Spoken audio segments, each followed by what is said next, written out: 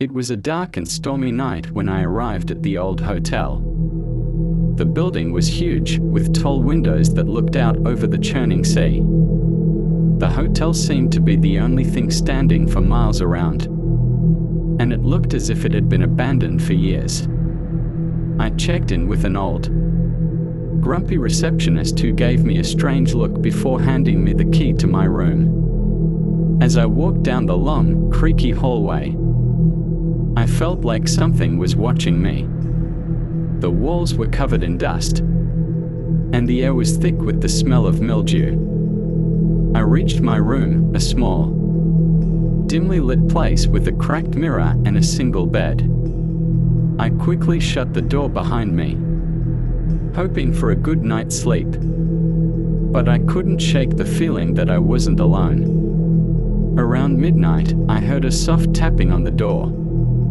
At first, I thought it was just the wind, but the tapping continued, getting louder and more insistent. My heart raced as I slowly approached the door. When I opened it, there was no one there, just the sound of waves crashing against the shore.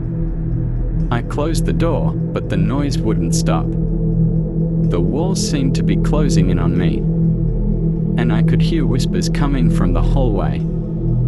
I grabbed my flashlight and cautiously stepped outside, only to find that the hallway had completely changed. The walls were now covered in strange symbols, and the hotel seemed to stretch on forever. Panicked, I ran to the nearest exit. But when I opened the door, there was no longer a street outside. Instead, I was standing on a small boat, floating alone in the middle of the vast, dark ocean. The storm had disappeared, leaving only an eerie silence. I could still hear the whispers, now coming from the depths of the water beneath me. Suddenly, a cold hand reached out from the ocean, pulling me closer to the edge of the boat. I tried to scream, but no sound came out. The ocean was waiting, and there was nowhere left to run.